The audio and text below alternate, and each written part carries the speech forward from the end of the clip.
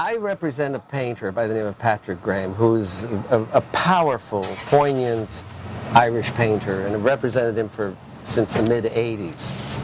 So, 20 plus years. And I'll never forget when Howard Fox came to see, who was the curator of the LACMA, and he said, Jack, he said, and this is not something curators typically would say. He says, I want you to know, hey Len, he said, I want you to know you have a major artist on your hands here. He said, Howard, I know you don't get a chance to say that too often, and I appreciate you saying it. I said, so let me ask you a question, and let me preface this by saying, I know I'm not going to sell the museum anything. I said, how aggressive could I be with a patron and say to them, gee, Howard Fox would love it if the museum gave it. Give that painting or that painting or that painting, etc. He says, Jack, the museum has its priorities and we're busy with bullshit like Jeff Koons. This is right after they did that avant-garde show where Koons was really introduced with a lot of other artists and so forth. This is pretty early on. But this is the problem. You see, they don't function on their convictions. They function by a world order of collegial impressions and media. It's become an issue of power and money. And trustees will dictate matters, and the art world. Well, what is that art world? I don't know what that art world is, and I've been doing this for 35 years, and I'm not a moving target. One can identify what the hell I do, as opposed to a museum that might have shown Farrah Fawcett at the expense of how many extraordinary artists that have not gotten their due at the LA County Museum, and Farrah Fawcett was given an exhibition of her work. So I don't know where. And the sculptures of her didn't even get the nipples right. Well, I see your bias. One thing for me, and I know where you're going with this, or where you've arrived at in this argument, my situation has always been, I'm not going to wait around for those institutions to say, okay, now it's time to validate what you like. Now it's time to give you a crumb. I went out and just started my own art magazine.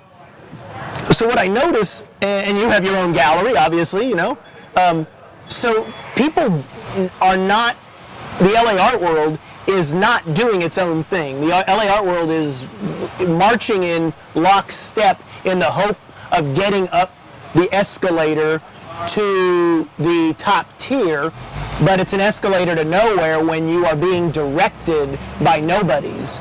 And so I think the need for validation from these institutions is a complete falsehood relative to the fact that great things can occur, and even if they don't make it into art history, TM, even if they don't make it into the dialogue, circle R, it's still important for us as human beings to create our own culture, which is why I reject the lodestone of history, because when I have people telling me, this is what happened, and then somebody else, and like your friend there, saying, that's not what happened, this is what happened, I don't care what happened. I care what's happening now. Well, but context has value.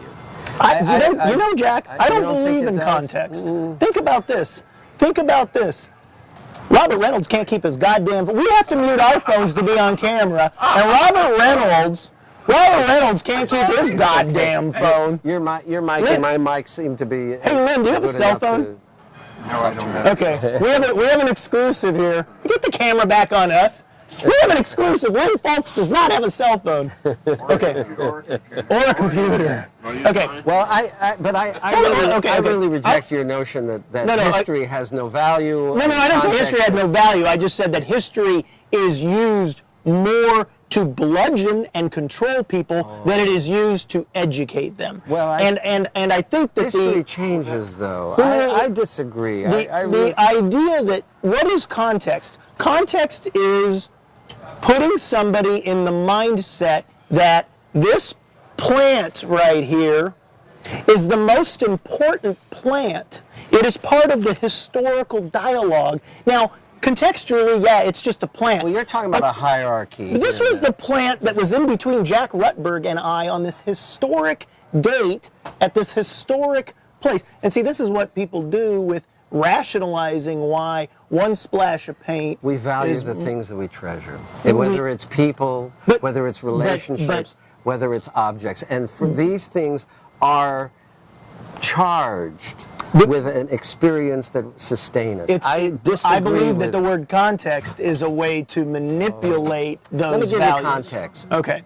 When you were walking down the beach with your girlfriend, and that beautiful day for the first time, and you saw a shell, and you picked up that shell, not because it was some magnificent specimen, but you take that shell home and you put it on your windowsill. She may be more romantic. She might have done this instead of you. But the point is, it's the reason of the importance of that shell is through that shell is charged a remarkable experience that you can sustain and capture. So when you see a Calder sculpture, or rather, excuse me, not a sculpture, but a gouache that seems so, or painting that seems so simple, few balls that are merely just suspended. The reason that might have value for someone is because through that simple statement, through that sentence, comes the entire encyclopedia of his work from someone who is knowledgeable, and that experience is charged through that work, and people value it, and people place value on that. When mom and dad, monetarily speaking, when mom and dad die, the kids go into the bedroom and they look for the jewelry and where they hid the cash, and that fucking shell on the shelf is get tossed in the trash. You know what? It wasn't their experience. But they had no context. Okay, which is why I'm looking at history, and I'm looking at 3 ugly paintings from 1940 and saying, this is fucking history? This is important? This thing's worth $2 million? Kiss my ass. Forget about the $2 million. You know what? Things have gone through time. No. I'm being told. I am being told by the institution that part of the reason this is on the wall is because it is valued for $2 million. And they not only are they creating the context, they are taking the actual market as the context. You know what you're confusing? What am I confusing? A marketplace and art. And those are two different things. I have to mitigate. I'm participating in that world. I have to mitigate those differances. But when we talk about art, when we talk about who's in La La Land, theory land? Listen, you know what? That theory land, that La La Land is the thing that has sustained me to do what I've done for 35 years, not only monetarily, but psychically, emotionally, because if I were just doing the thing as a businessman, I would have done a very different thing as an art dealer. I would have taken the easy course. Instead, I've championed some of the most challenging artists. Real estate. Well, but one of the things that you and I have always, I've always respected you because your irreverence goes to the core. But I always, and I've told you this before off camera, I think oftentimes you go too far because your target is the institution, right or wrong. I would rather say the institution. Okay. I want to target the institution wrong. I am. The difference between a libertarian and an anarchist is the libertarian knows that they want their tax dollars to actually pay to have the streets paved, and a fucking anarchist doesn't care. Right. So yeah, right. I think. And you know what? I drive a car that I love the smooth ride. I paid a lot of money for that car, by the way. Okay. So I'm a real capitalist here, and I just love that damn smooth street, and I'm willing to pay, and I hope you're paying those taxes because I want that damn pothole. I want the pothole filth.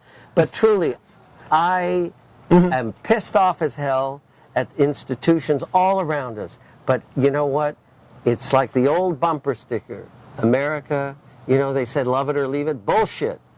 Love it and change it. Well, and that's the mission that anyone who has any conviction about what they are doing, that's the thing that sustains them. And that's what I look for in an artist, that conviction, that absolute passion, that point of view, and a unique vision, that's worth celebrating. In the end, listen, I'm only here for a short while. History, back to history, will determine when the cream rises and falls.